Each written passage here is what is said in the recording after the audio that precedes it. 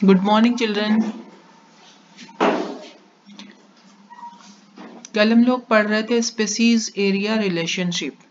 इसमें हमने आपको बतलाया था कि जैसे जैसे एरिया बढ़ता जाता है, एक फील्ड में अगर एक्सपेरिमेंट करें ग्रासलैंड में, तो जैसे जैसे फील्ड का एरिया बढ़ता जाता है, 10x10 का एरिया अगर हमने लिया तो ओनली 7 स्पीसीज थे, 20x20 का एरिया लिया तो 7 + 4 स्पीसीज मिल गए, यानी 11 स्पीसीज मिल गए।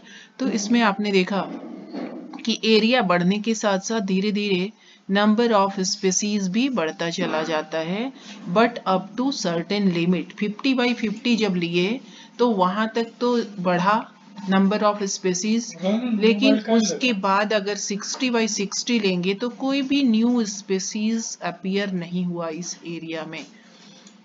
यानी एरिया इंक्रीज करने के साथ साथ नंबर ऑफ स्पीसीज इंक्रीज होता है, but up to certain limit. यहाँ लिमिट हमारा था 50x50 का एरिया। तो Alexander von Humboldt German naturalist and geographer हैं, ये observed that within a area species richness, वही नंबर ऑफ स्पीसीज जब ज्यादा है तो उसके लिए टर्म हम यूज करते हैं स्पीसीज रिचनेस।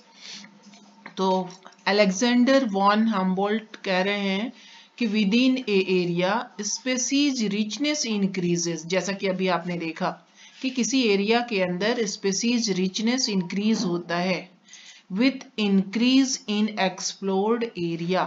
अगर एक्सप्लोर्ड एरिया को बढ़ाते चले गए तो उसके साथ साथ स्पीसीज रिचनेस भी इंक्रीज होता गया, बढ़ता गया, but up to a certain limit. Limit क्या था यहाँ हमारा 50x50 तक ही लिमिट था, बढ़ता गया, यहाँ आकर के वो कांस्टेंट हो गया, अब बढ़ नहीं रहा।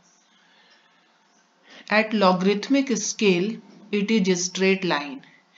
अब एक एक्सिस पर अगर नंबर ऑफ इंक्रीजिंग स्पीसीज को दिखाया जाए और दूसरे स्पीसीज एक्सिस पर नंबर ऑफ इंक्रीजिंग एरिया दिखाया जाए, तो उससे जो ग्राफ प्लॉट होगा वो स्ट्रेट लाइन ग्राफ होगा, और उसको लॉग के टर्म में ऐसे डिनोट करेंगे इस फॉर्मूला से, log s is equal to log c plus z log a।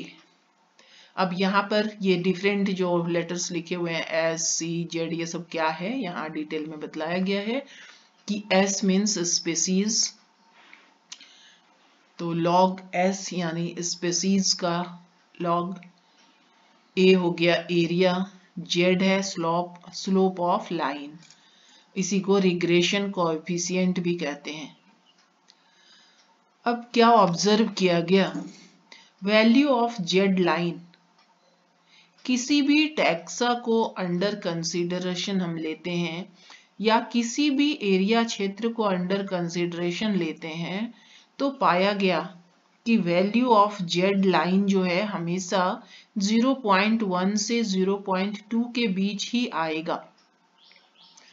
इसलिए लिखा है रिगार्डलेस ऑफ टैक्सोनॉमिक ग्रुप, कोई सा टैक्सोनॉमिक ग्रुप ले लें, प्लांट ले लें, एनिमल ले लें, कोई बैक्टीरिया ले लें, कुछ भी कोई भी टैक्सोनॉमिक ग्रुप ले लेंगे और कोई भी रीजन ले लेंगे, और रीजन तो वैल्यू हमेशा z का 0.1 से 0.2 के बीच ही आएगा।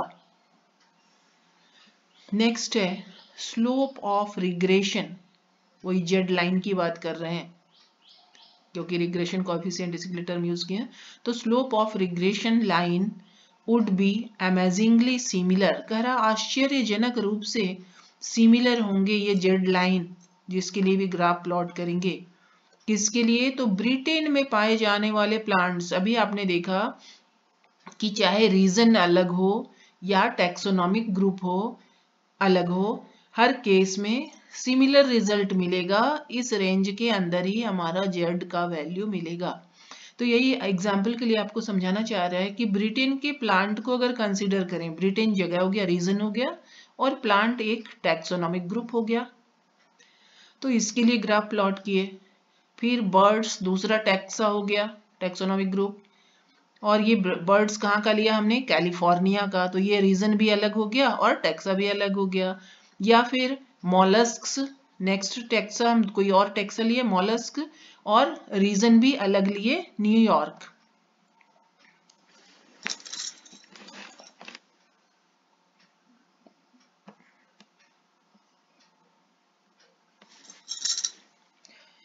तो यहाँ 3 कंडीशन देखा गया है और तीनों के लिए हम ग्राफ प्लॉट करेंगे अलग अलग। ब्रिटेन के प्लांट्स के लिए, ब्रिटेन में पाए जाने वाले प्लांट्स के लिए, कि ब्रिटेन के एरिया क्षेत्र को बढ़ाते चलेंगे ब्रिटेन के अंदर तो प्लांट्स का स्पीसीज इंक्रीज होता जाएगा और उसके लिए जो जेड लाइन मिलेगा वो इस रेंज के बीच होगा। या फिर हम कैलिफोर्निया में पाए जाने वाले बर्ड्स की स्टडी करें तो कैलिफोर्निया के अंदर एरिया क्षेत्र बढ़ाते जाएंगे और number of birds species increase होगा और जेड लाइन जो हमें मिलेगा इस रेंज के बीच मिलेगा। ठीक उसी तरह से रीजन हमने चेंज किया, न्यूयॉर्क पहुंच गए और न्यूयॉर्क में हमने मॉलस्क्स की स्टडी करना शुरू किया, एरिया क्षेत्र बढ़ाते गए और मॉलस्क्स इंक्रीज करता गया। यहाँ भी जो जेड लाइन वैल्यू प्राप्त हुआ वो इसी रेंज के अंदर होगा। तो कह रहा है बिल्कुल सिमिलर, आश्चर्यजनक रूप से सिमिलर, अमेजिंगली सिमिलर। आपको ये स्लोप ऑफ रिग्रेशन यानी जेड लाइन मिलेगा, चाहे कोई भी रीजन ले लें या कोई भी टेक्सा ले लें, हर केस में रिजल्ट बिल्कुल सेम मिलेगा। लेकिन ये बात तभी लागू होती है जब एरिया क्षेत्र एक लिमिट के अंदर है, अप टू सर्टेन लिमिट यहाँ भी देखे थे।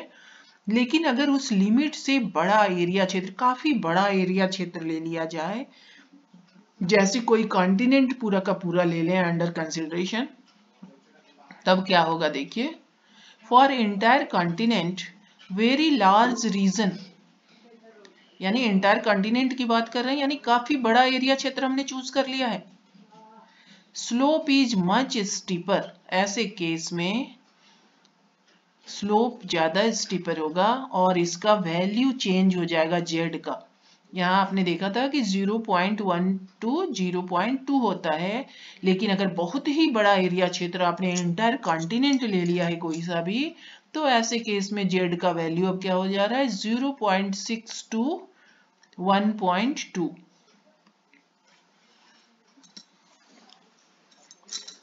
Value of z is equal to 1.15। अभी आपने देखा कि 1.2 तक वेरी कर सकता है, लार्ज एरिया क्षेत्र अगर ले रहे हैं हम तो 0.6 से। तो यहाँ एक एग्जांपल ले रहा है, वैल्यू ऑफ जेड पाया गया 1.15, किसके लिए, तो फ्रूट ईटिंग ऑर्गेनिजम्स, जिसमें हमने बर्ड्स को भी इंक्लूड किया, मैमल्स को भी इंक्लूड किया। तो फ्रूट ईटिंग ऑर्गेनिजम्स को हम फ्रूजीवोर्स कहते हैं। तो कभी कभी ये टर्म भी आपसे पूछता है, फ्रूजीवोर्स। तो कहाँ का हमने लिया, सारे के सारे रेन फॉरेस्ट को कंसीडर किया। In the rain forest of different continents, एक ही कॉन्टिनेंट नहीं लिए। आप अभी देख रहे हो कि एक कॉन्टिनेंट, इंटायर कॉन्टिनेंट लेते हैं तो हमारा लार्ज हो जाता है एरिया और वैल्यू जेड का चेंज हो जाता है। यहाँ कई एक कॉन्टिनेंट साथ साथ अंडर कंसिडरेशन ले रहे हैं और हर एक कॉन्टिनेंट में पाए जाने वाले रेन फॉरेस्ट को कंसीडर कर रहे हैं, और इसमें जो भी फ्रूट ईटिंग बर्ड्स या मैमल्स है उसकी संख्या कैसे इंक्रीज करती है उसका ग्राफ प्लॉट करेंगे। तो ये वैल्यू पाया गया कि डिफरेंट कॉन्टिनेंट्स के रेन फॉरेस्ट में पाए जाने वाले बर्ड्स और मैमल्स के लिए जेड का वैल्यू 1.15 आया।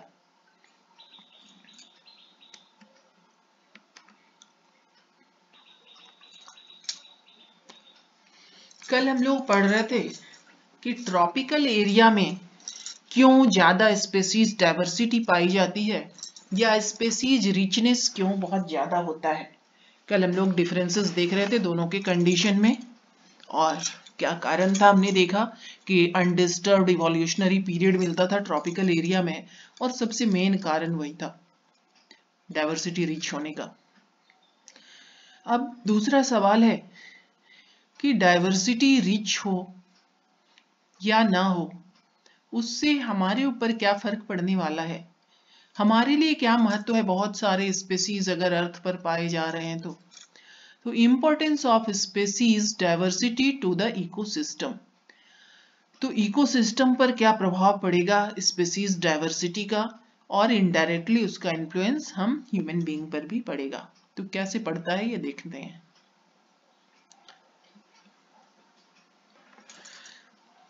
तो लिखा हुआ है communities with more species is believed to be more stable. ऐसा माना जाता है कि किसी भी कम्युनिटी में, कम्युनिटी आप समझ सकते हो ग्रुप ऑफ ऑर्गेनिजम्स हैं जिसमें कई एक तरह के पॉपुलेशंस पाए जाते हैं, डिफरेंट डिफरेंट ऑर्गेनिजम्स के पॉपुलेशन का समूह। समझने के लिए कम्युनिटी यहाँ आप ऐसे समझ सकते हो। तो कम्युनिटीज, किसी भी कम्युनिटी को कंसिडर कर रहे हैं तो ये देखा गया कि जिस कम्युनिटी में स्पेसीज की संख्या ज्यादा से ज्यादा पाई गई वो सबसे ज्यादा स्टेबल होगा। Communities with more species is believed to be more stable.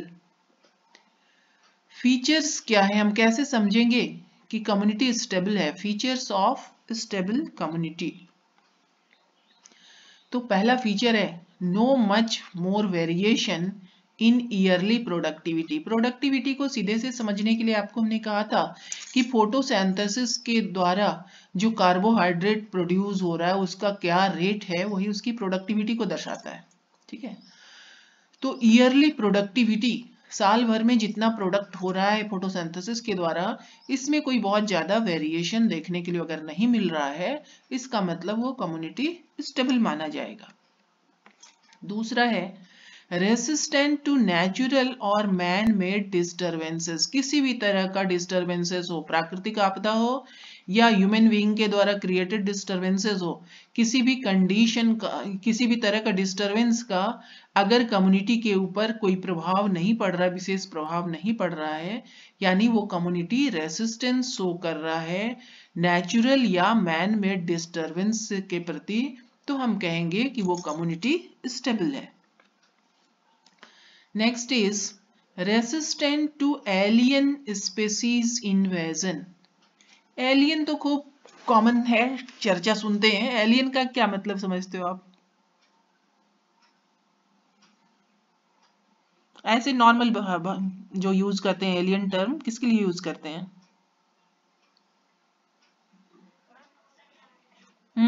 दूसरे प्लैनेट से आया हुआ जो रहता है उसके लिए एलियन टर्म यूज करते हैं। तो यहां भी दूसरे कंट्री से अगर आया हुआ प्लांट है या एनिमल है तो वो एनिमल या प्लांट का स्पेसीज एलियन स्पेसीज कहलाएगा। समझ गए?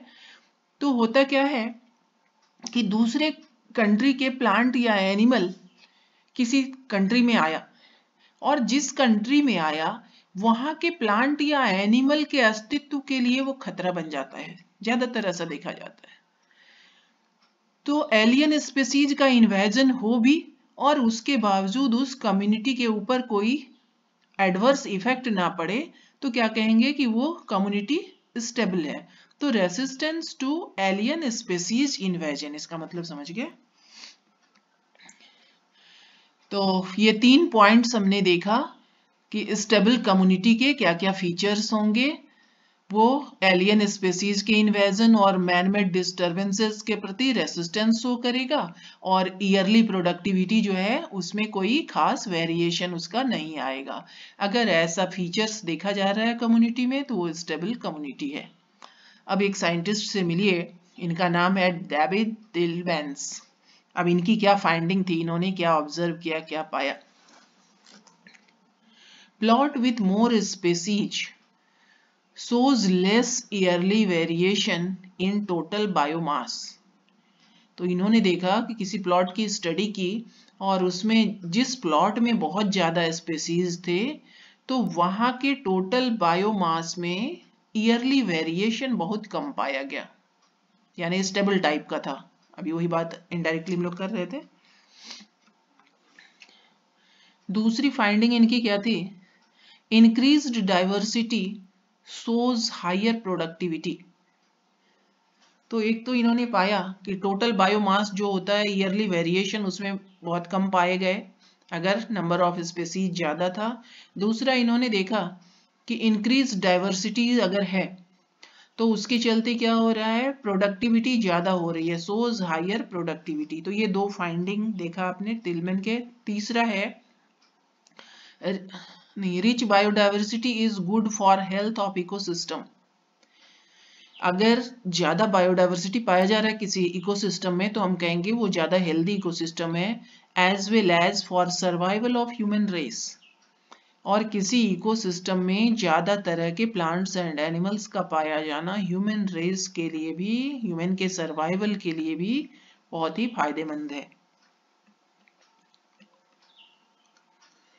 बहुत ही इंटरेस्टिंग और इजी सा एग्जाम्पल देके समझाने की कोशिश की गई है। जैसे किसी के मन में सवाल आता है कि मान लीजिए एक फ्रॉग स्पेसीज एक्सटिंक्ट हो ही जाएगा तो क्या फर्क पड़ता है, इतने सारे स्पेसीज पाए जा रहे हैं। कोई कहेगा कोई खास तरह का इंसेक्ट अगर एक्सटिंक्ट हो गया तो उससे क्या फर्क पड़ने वाला है पूरे इकोसिस्टम पर या इकोलॉजी में। तो उसी को समझाने की कोशिश की गई है। और ये रिवेट पॉपर हाइपोथेसिस है, ये पॉल एहरलिच के द्वारा दिया गया है। स्टैनफोर्ड्स के ये इकोलॉजिस्ट थे, पॉल एहरलिच। तो ये नाम थोड़ा टेढ़ा तो है लेकिन आपको याद करना है। और रिवेट पॉपर हाइपोथेसिस, पॉप करना मतलब होता है नोच के निकाल लेना, खींच के निकाल लेना। और रिवेट जैसे कोई चेयर वगैरह टाइट किया होता है ना नट पे, तो उस नट को रिवेट कहेंगे। ठीक, तो थोड़ी देर के लिए समझ लीजिए कि बहुत खूबसूरत आपको जो सीट बैठने के लिए दिया गया है, ठीक है, स्कूल में बेंचेस दिए गए, मान लीजिए उसमें सिल्वर या गोल्डन नट लगा होता, रिवेट लगा होता, और आपको बहुत अच्छा लगा और आप उसमें से एक निकाले। हंसते थे हम लोग के केमिस्ट्री सर, कहते थे जेबाइट कर लेना। तो एक नट आप निकाले और पॉकेट में रख के चलते बने। आपने सोचा क्या फर्क पड़ता है, इतने सारे बेंचेस हैं, इतने सारे नट लगे हुए हैं, इसमें रिवेट लगे हुए हैं, और एक नट अगर हम निकाल ही लेते हैं तो क्या फर्क पड़ता है। इस सोच के साथ आप एक नट निकाल के ले गए। नट आपने कौन सा निकाला, जैसे चेयर था, चेयर के हैंडल का निकाला। तो हैंडल का निकाला तो बैठने में कोई असुविधा नहीं हुई, हैंडल में नट नहीं है फिर भी लोग उस पर बैठ सकते हैं। आप देखें कैसे टूटे टूटे कंडीशन वाले चेयर पे हम लोग वहां बैठते थे। तो हैंडल का अगर नट निकाल भी लिया गया तो वो चेयर बैठने लायक है, उस पर बैठ सकते हैं। पीछे जिस पर बॉडी टिकाते हैं उसका भी अगर नट निकाल लें तो टिक के भले नहीं बैठ पाएंगे लेकिन उस चेयर पर भी हम बैठ पाएंगे।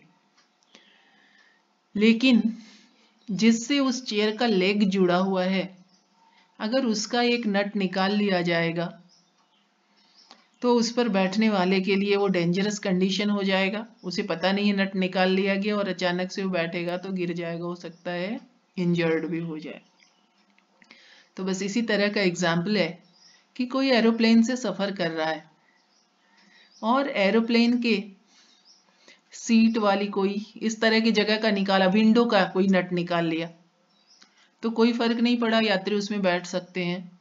सीट के हैंडल का निकाल लिया, एक एक यात्री मान लीजिए एक एक नट निकालते चला जा रहा है और हर यात्री यह सोच रहा है कि जो अभी गया वो निकाल के गया तो मैं क्यों नहीं निकाल के जाऊं। देखा देखी में सबने नट निकालना शुरू कर दिया। एक नट मतलब एक स्पीशीज खत्म हो गया, चला गया, उस एरोप्लेन से चला गया। एरोप्लेन मतलब यहाँ इकोसिस्टम, ठीक है। तो इकोसिस्टम था जिसमें बहुत सारे नट थे यानी रिवेट थे यानी स्पीशीज थे। और क्या कर रहे हैं लोग, एक एक स्पीशीज को खत्म करते जा रहे हैं इस सोच के साथ कि एक स्पीशीज हट ही जाएगा तो क्या होगा। तो सबके हिस्से में कोई ना कोई रिवेट आया और अपना अपना हिस्सा वो पॉप करके नोच के निकलता चला गया। कुछ ऐसे भी यात्री थे जिनके हिस्से में एरोप्लेन का विंग आया, विंग में जो नट था वो आया। तो अभी तक तो विंडो के नट निकाले गए थे, चेयर के हैंडल के नट निकाले गए थे, तो कोई फर्क नहीं पड़ रहा था, हवाई जहाज उड़ान भर रहा था, लोग उसमें बैठ के सफर कर रहे थे। लेकिन अब क्या होगा, किसी ने विंग वाले नट को ही निकाल लिया तो वो हवाई जहाज तो उड़ ही नहीं पाएगा। तो वो बहुत ही इंपॉर्टेंट रिवेट था उस हवाई जहाज के उड़ान भरने के लिए, जो विंग में नट था। और ऐसे यानी कोई ऐसा भी स्पीशीज होगा जो इकोसिस्टम के फंक्शनिंग के लिए बहुत ही इंपॉर्टेंट होगा। उसके बिना नॉर्मल फंक्शनिंग इकोसिस्टम नहीं कर पाएगा। तो ऐसे स्पेसीज को हम की स्पेसीज के नाम से जानते हैं। तो यहाँ की स्पेसीज का किससे समानता दिखाएगा? विंग में जो रिवेट पाए जा रहे थे। तो इसी को रिवेट पॉपर हाइपोथेसिस कहते हैं, जो पॉल एरलिच के द्वारा दिया गया।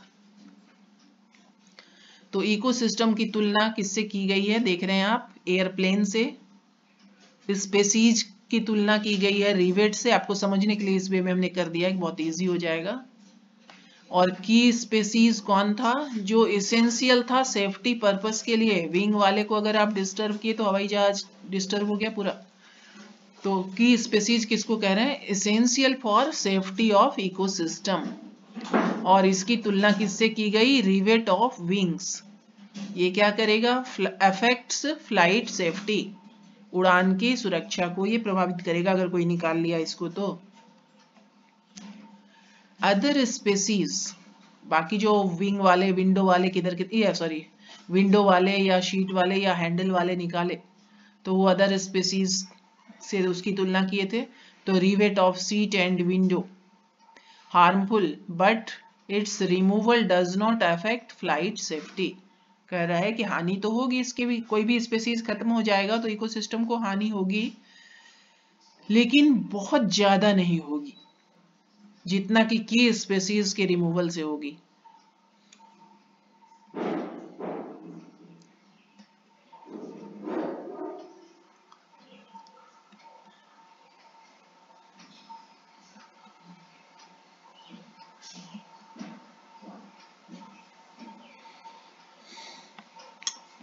तो कुछ पिक्चर्स आपके सामने रखे गए हैं, जो लॉस ऑफ बायोडायवर्सिटी, अभी कैसे बायोडायवर्सिटी कम होता जाएगा ह्यूमन बीइंग की एक्टिविटीज के द्वारा, वो हम देख रहे थे। तो लॉस ऑफ बायोडायवर्सिटी में कुछ पिक्चर्स हैं, इसकी चर्चा भी एक एक करके हम लोग करेंगे। तो यहाँ देख रहे हैं 3 स्पेसीज दिखाया गया है, इसका 3 टाइप्स, बाली, जावन और ये टाइगर का। ये एक्सटिंक्ट, इसमें जितने भी दिख रहे हैं आपके सामने सारे ऑर्गेनिज्म एक्सटिंक्ट वाले हैं। तो एक एक करके इसको देखेंगे फिर से इस पिक्चर को। ये देखिए पैसेंजर्स पिजन इनका नाम है। ये किस तरह के होते हैं, उड़ते हैं तो कैसे दिखते हैं वो दिखाया गया है। फिर यहाँ पर ये ग्रुप ऑफ सिक्लिड फिश है। ये छोटे छोटे कई तरह के फिश पाए जाते हैं डिफरेंट टाइप के, और इसको खाने वाली ये बड़ी मछली एक्सटिंक्ट कर दे रही है खा खा करके। उसी तरह से यहाँ 2 मछलियां दिखाई गई हैं, ये वाली इसको खा लेगी और एक्सटिंक्ट कर दी। ये भी काफी बड़ा सा एनिमल था, ये मैमल है, एक्वेटिक मैमल है। देखने में देख रहे हैं पूंछ मछली जैसा दिख रहा है, लेकिन ये मैमल का मेंबर है और ये भी एक्सटिंक्ट हो चुका है। जेंट कॉ, इसको कॉ कहते हैं, सी कॉ, समुद्र में पाया जाने वाला है और मैमल्स है, इसलिए इसको सी कॉ के नाम से जानते हैं।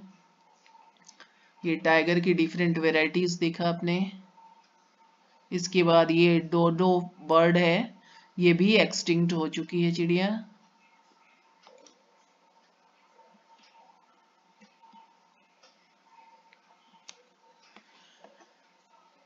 यहां लिखा है human activities cause of rapid decline of biological wealth. कह रहा है बायोलॉजिकल वेल्थ का रैपिड डिक्लाइन हो रहा है, तेजी से उसका ह्रास हो रहा है। तो उसके लिए कौन जिम्मेदार है? हमारी एक्टिविटीज उसके लिए रेस्पॉन्सिबल है, ह्यूमन एक्टिविटीज।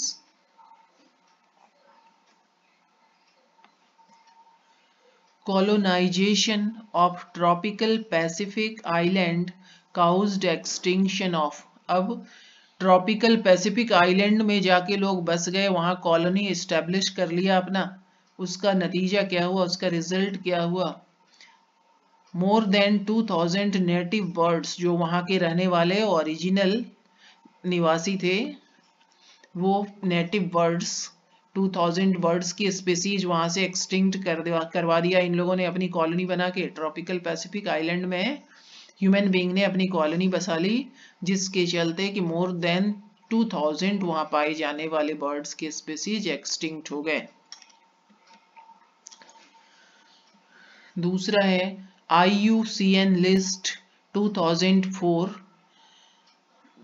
तो shows extinction of 784 species, 338 vertebrate, 359 invertebrate and 87 plants। कह रहा है कि लास्ट 500, ये डेटा IUCN का डेटा बतलाता है 2004 ईस्वी में जो लिया गया था, वो बतलाता है कि लास्ट 500 ईयर्स के अंदर अंदर 784 स्पीसीज एक्सटिंक्ट हो चुके हैं। रिसेंट एक्सटिंक्शन ऑफ, अभी दो बर्ड आपको दिखा रहे थे जस्ट, तो ये दो बर्ड मॉरिशस का बर्ड था और ये एक्सटिंक्ट हो गया। इसके लिए भी हम ह्यूमन बीइंग ही रेस्पॉन्सिबल है, यानी हमारी एक्टिविटीज रेस्पॉन्सिबल है। दूसरा है क्वागा, ये भी मैमल का टाइप है, ये अफ्रीकन मैमल है, ये भी एक्सटिंक्ट हो चुका। फिर है थाइलासीन, ये भी मैमल है, ऑस्ट्रेलिया में पाया जाने वाला, ये भी एक्सटिंक्ट हो चुका। तो रिसेंटली जो एक्सटिंक्ट हुए हैं उसको हम लोग दिखा रहे हैं। अभी जो हम सी कॉ कह रहे थे वही है स्टिलर्स कॉ। अभी आपने देखा जो कि पीछे पूंछ जो था इसका, टेलफिन जिसको कहते हैं, वो मछली जैसा दिख रहा था, लेकिन ये मैमेलिया का मेंबर है, ये रसिया में पाया जाता था, तो ये भी एक्सटिंक्ट हो चुका है। इसके बाद है 5th में सब स्पेसीज ऑफ टाइगर। अभी 3 तरह का टाइगर आपको हम दिखा रहे थे, तो ये बाली, जावन और कैस्पियन, ये 3 तरह के टाइगर भी एक्सटिंक्ट हो चुके हैं। In last 20 years 27 species disappeared, 15,500 species of amphibian। तो कह रहा है 27 species डिसअपियर हुआ, 15,500 ऑफ एम्फीबियन मोर वल्नरेबल, ज्यादा खतरा था इनको एक्सटिंक्ट होने के, are facing threat of extinction worldwide. 12% bird, 23% mammal, 32% amphibian and 31% gymnosperm. तो ये सारे डिफरेंट टैक्सा हैं। Species in the world face the threat of extinction. तो इस टैक्सा का कितना परसेंटेज एक्सटिंक्शन का खतरा झेल रहा है, वही दिखाने की कोशिश की गई है। ये बहुत ही इंपॉर्टेंट क्वेश्चन आपके सामने है। हाउ डज 6th एपिसोड, देखिए ध्यान दीजिए, 6th एपिसोड यानी 5 एपिसोड इसके पहले हो चुके, तो how does 6th episode of mass extinction differ from other 5 episode, what are its impact on organisms। तो ये पूछना चाह रहा है कि 5 एपिसोड्स ऑलरेडी हो चुके और फिर 6th एपिसोड हुआ, तो क्या कोई डिफरेंस है इस 5 एपिसोड में और ये 6th एपिसोड में, दोनों कैसे डिफर कर रहे हैं, और डिफर कर रहे हैं तो उसका ऑर्गेनिज्म के ऊपर, इस 6th एपिसोड का ऑर्गेनिज्म के ऊपर क्या प्रभाव पड़ा। तो ये क्वेश्चन कई बार बोर्ड में, प्री बोर्ड में पूछा भी है, तो इसको देखते हैं। Study of life history on earth with the help of fossil record. कह रहा है कि अर्थ पर कैसे लाइफ की उत्पत्ति हुई, ओरिजिन हुई, कैसे डेवलप हुआ, उसकी स्टडी करने का साधन हमारे पास फॉसिल रिकॉर्ड है। और उसकी मदद से जब हम लाइफ हिस्ट्री, अर्थ के ऊपर जो लाइफ हिस्ट्री है उसकी स्टडी करते हैं, तो क्या पता चलता है, about 5 episodes of mass extinction on earth prior to appearance of human beings. अभी हम एक्यूज्ड मानते हैं ह्यूमन बीइंग को, हमारा एक्यूजिंग फिंगर ह्यूमन बीइंग की तरफ उठता है कि ह्यूमन एक्टिविटीज के चलते ही एक्सटिंक्शन हो रहा है, लेकिन ऐसा देखा गया कि ह्यूमन बीइंग की जब उत्पत्ति भी नहीं हुई थी, उसके पहले भी 5 बार एक्सटिंक्शन लार्ज स्केल पर हो चुका। वही कह रहा है इस लाइन में कि study of life history on earth with the help of fossil record says about 5 episodes of mass extinction. 5 episodes mass extinction के अर्थ पर हो चुके on earth prior to appearance of human beings. उस समय human being था भी नहीं, human being की उत्पत्ति से पहले ही 5 मास एक्सटिंक्शन के एपिसोड्स हो चुके थे। It in progress at present, other 5 occurred in past।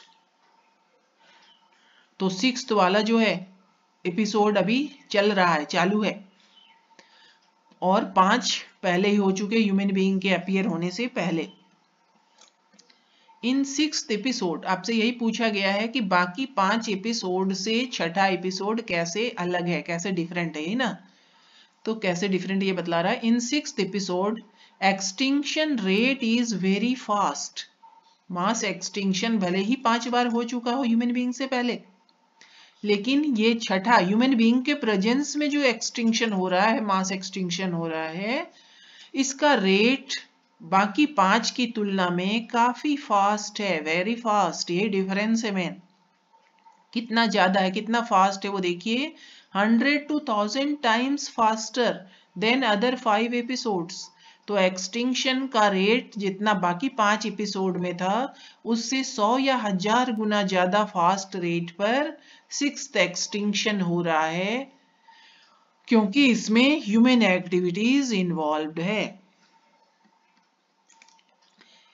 Human activities are responsible for this faster rate. तो समझ गए, ह्यूमन एक्टिविटीज के चलते 100 से 1000 गुना ज्यादा फास्टर रेट पर एक्सटिंक्शन स्टार्ट हो गया है ऑर्गेनिज्म का। रिजल्ट ऑफ बायोडाइवर्सिटी लॉस, क्या क्या होता है इसका result? Decline in plant production. Biodiversity अगर कम होगा तो प्लांट का प्रोडक्शन कम हो जाएगा। Lowered resistance to abiotic stresses, resistance power इसका कम हो जाएगा एबायोटिक स्ट्रेस के प्रति, जैसे बहुत ज्यादा टेम्परेचर हो जाएगा, सूखा पड़ जाएगा या बाढ़ आ गया, कोई भी इस तरह का एबायोटिक स्ट्रेस हो गया, तो उसके प्रति रेसिस्टेंस, उसको बर्दाश्त करने की क्षमता कम हो जाएगी अगर बायोडाइवर्सिटी का लॉस हो रहा है तो। प्लांट प्रोडक्शन कम हो ही चुका बायोडाइवर्सिटी लॉस होने से। तीसरा है सी, मोर वेरिएशन इन प्लांट प्रोडक्टिविटी। आप इसके पहले पढ़ चुके, जो स्टेबल कम्युनिटी है उसका पहचान था कि ईयरली वेरिएशन कम होता था उसके प्रोडक्टिविटी में। तो यहाँ अगर बायोडाइवर्सिटी लॉस होगा तो वो अनस्टेबल हो जाएगा कम्युनिटी, और उसका रिजल्ट क्या हो रहा है? मोर वेरिएशन इन प्लांट प्रोडक्टिविटी। तो जो कुछ देखे थे वही दूसरे फॉर्म में है। Water use, paste and disease cycle, तो इसमें कमी, मोर वेरिएशन आ जाएगा वाटर के यूज में, पेस्ट एंड डिजीज साइकिल में।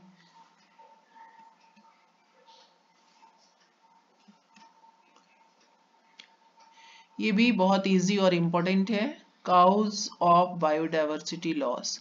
ये तो हमने देखा कि काफी फास्ट रेट पर, लगभग 100 से 1000 गुना ज्यादा फास्ट रेट पर एक्सटिंक्शन हो रहा है, मास एक्सटिंक्शन हो रहा है, और उसका कारण है ह्यूमन एक्टिविटीज, ह्यूमन इंटरफेरेंस। तो अब हम यहाँ पढ़ने जा रहे हैं काउज ऑफ बायोडाइवर्सिटी लॉसेस। बहुत ही इंपॉर्टेंट टॉपिक हम लोग देख रहे हैं, तो थोड़ा ध्यान से देखना है इसे। सबसे पहला पॉइंट है आपका habitat loss and fragmentation. Habitat किसको कह रहे हैं? कोई भी जगह जहां कोई ऑर्गेनिज्म रह रहा है और उसके रहने की जगह ही अगर खत्म हो जाए, नष्ट हो जाए, तो ऑर्गेनिज्म ऑटोमेटिकली नष्ट हो जाएगा।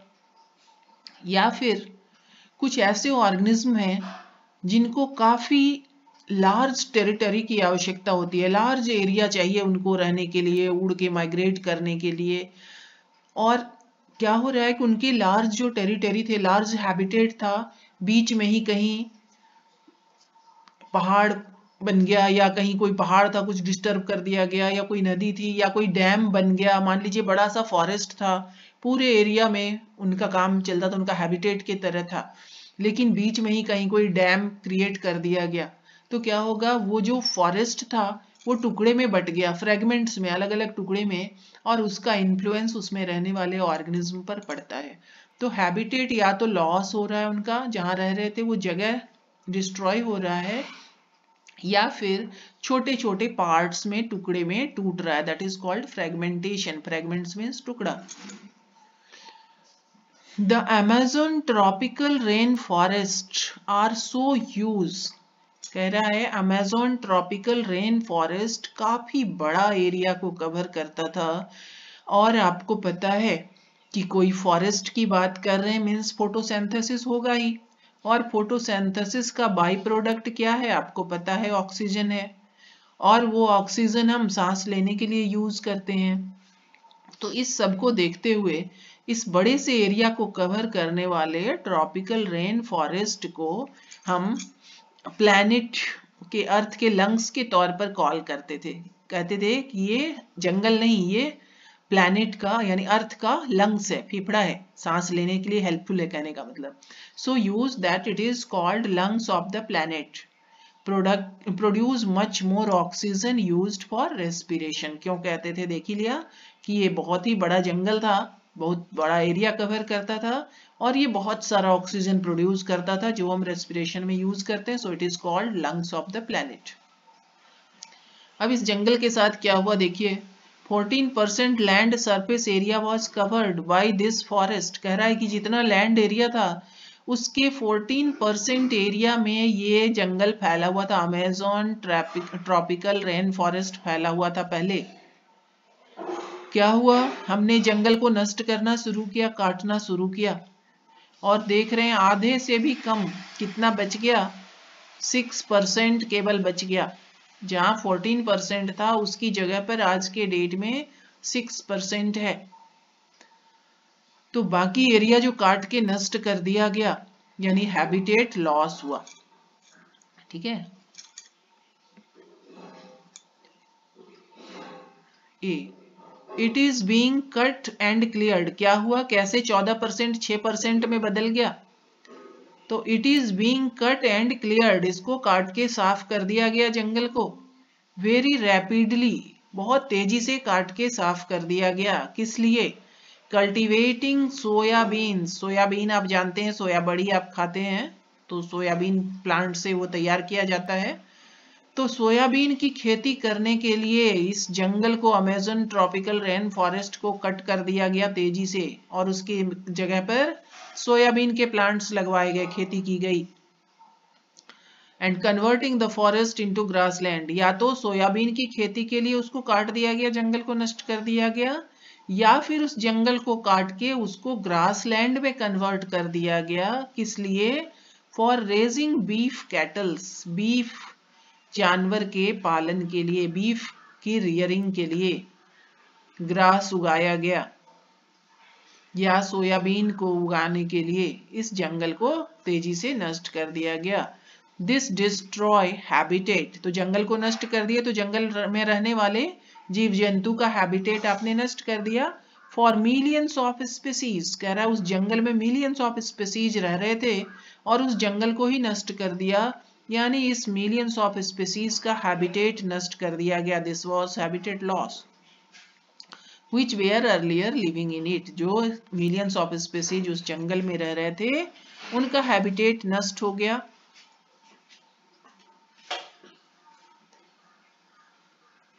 नेक्स्ट पॉइंट है, pollution also cause destruction of habitat. जैसे जैसे पॉपुलेशन बढ़ता जा रहा है वैसे वैसे पॉल्यूशन भी बढ़ता जा रहा है, और उस पॉल्यूशन के प्रभाव से भी बहुत सारे हैबिटेट डिस्ट्रॉय होते जा रहे हैं। नेक्स्ट है, human activities break large habitat. अभी एग्जांपल दे रहे थे कि बीच में डैम बना दिया या कोई रेस्टोरेंट बना दिया विजिटर्स के लिए, कुछ इस तरह की डिस्टरबेंस क्रिएट किया। तो human activities break large habitat into fragments, disturbing mammals and migratory birds. कुछ ऐसे मैमल्स भी होते हैं जो माइग्रेट करते हैं, या माइग्रेटरी बर्ड्स हैं वो डिस्टर्ब हो गए। which leads to decline in population of these animals, तो हमने हैबिटेट को फ्रैगमेंट्स में डिवाइड कर दिया, टुकड़े में बांट दिया, जिसका असर कुछ मैमल्स और माइग्रेटरी बर्ड्स पर पड़ा और वो एक्सटिंक्ट हो गए या उनकी संख्या, पॉपुलेशन उनका कम हो गया।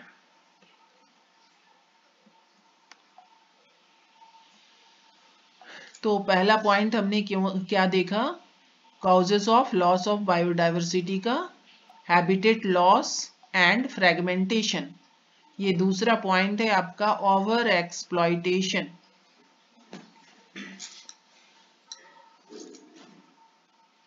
होने ही वाला है, एक पॉइंट आगे छोड़ दे रहा है यार।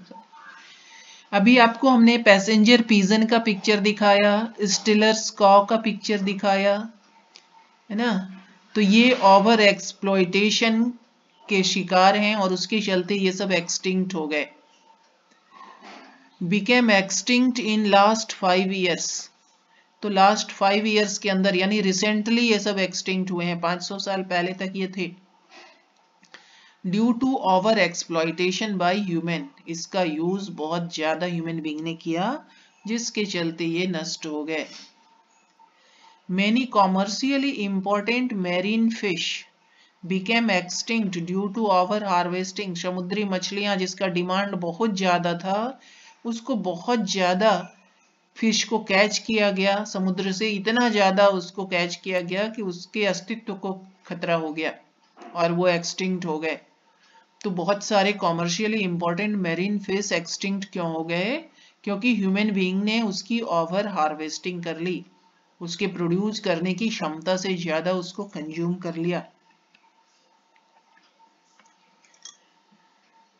तीसरा कारण है बायोडायवर्सिटी के लॉस का, एलियन स्पेसीज की अभी चर्चा किए ही, जो हमारे कंट्री के नहीं है या किसी भी दूसरे कंट्री दूसरे जगह से आए हैं, वो सारे एलियन स्पेसीज हैं, प्लांट हो या एनिमल।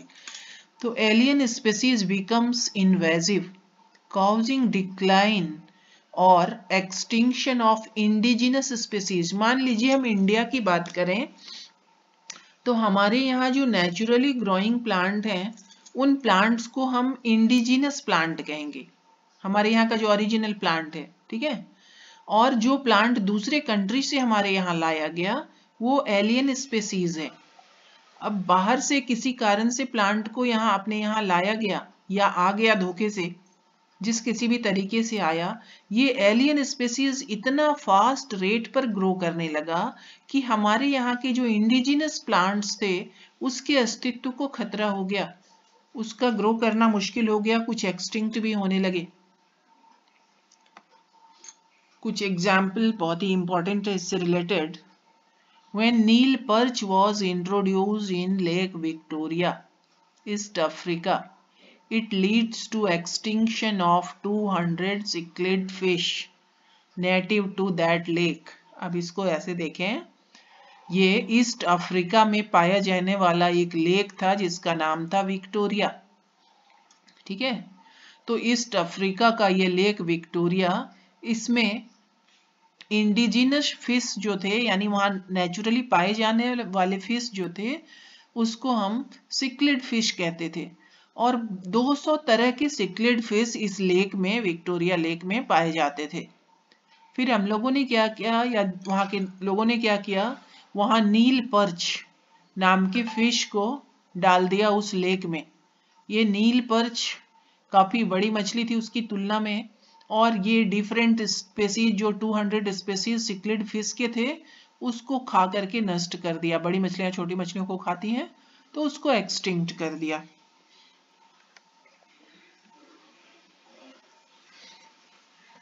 नेक्स्ट पॉइंट है, environmental damage and threat to native species is being caused by exotic weeds। जिससे बहुत सारे क्वेश्चन आपको पूछते हैं, बहुत इंपॉर्टेंट है। कैरोट ग्रास आपके कैंपस में भी ग्रो कर रहा था। ये कैरोट ग्रास की कहानी मुझे लगता है शुरू के चैप्टर में भी बतलाए थे आपको, कि जब अपने यहाँ गेहूं की कमी होती थी तो अमेरिका से गेहूं मंगवाया जाता था कि अकाल ना पड़े, भूखमरी ना हो। और वहां से जो गेहूं मंगवाते थे उस गेहूं के साथ वीड्स, कैरोट ग्रास जो था उसके सीड भी मिले हुए होते थे उस गेहूं में। तो हम गेहूं मंगवाते थे और अपने आप उसके साथ ये सीड चला आता था कैरोट ग्रास का। इसलिए इसको अमेरिकन ग्रास के नाम से भी जाना जाता है। तो कैरोट ग्रास ये एक्सोटिक वीड्स है, यानी दूसरे देश का पौधा है। इसी को आप पार्थेनियम के नाम से भी जानते हो। तो अभी हमने बतलाया कि सीड को जानबूझ के नहीं लाया गया, अननोइंगली चलाया, अनजाने में चलाया गेहूं के सीड के साथ मिक्स होके। They are transported along with wheat from America. तो ये अमेरिकन पौधा था, अमेरिकन पौधे का सीड गेहूं के साथ धोखे से चलाया अपने देश में। दूसरा है लेंटाना, ये भी एक्सोटिक वीड्स है जो अपने यहाँ ग्रो करता है। और तीसरा है जलकुंभी, वाटर हायासिंथ जिसको कहते हैं। वाटर हायासिंथ का फूल काफी खूबसूरत होता है, इसकी पत्तियों का शेप भी बड़ा अट्रैक्टिव होता है।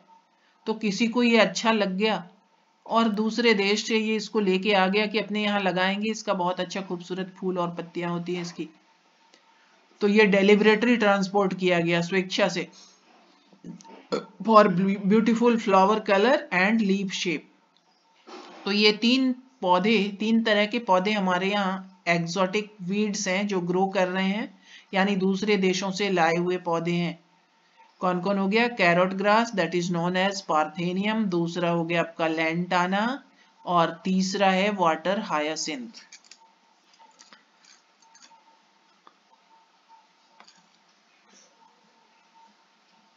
Next point is illegal introduction of African catfish Clarias gariepinus. तो कह रहा है इलीगली अफ्रीकन कैटफिश को ले आया गया, किस लिए? एक्वाकल्चर के पर्पस से, कि इसको पालेंगे अपने यहाँ। लेकिन ये बहुत बड़ी समस्या बन गई, बहुत खतरनाक साबित हुआ। जो उस देश के original organism are posing threat to indigenous catfish, समझ गए? तो दूसरे देश से कैटफिश ले आए, अफ्रीकन कैटफिश अफ्रीका से ले आए, और जो अपने यहाँ कैटफिश नदियों में पाई जाती थी उससे ये काफी तगड़ी थी, अपने यहाँ के कैटफिश के लिए ये खतरा पैदा कर दी, उसको खाना शुरू कर दी, नष्ट कर दी। और लास्ट पॉइंट है, बस एक लाइन में खत्म होने जा रहा है, को एक्सटिंक्शन। को इवोल्यूशन आपने पढ़ा, जैसे पैरासाइट और प्रे में चर्चा कर रहे थे कि ये होस्ट और पैरासाइट जो उसका था, कि अगर होस्ट में कोई चेंज आया, इवोल्यूशन हुआ कि रिजेक्ट कर देंगे पैरासाइट को, तो पैरासाइट में भी ऐसा चेंज आ जाता था कि उसको रिजेक्ट ना करने पाए।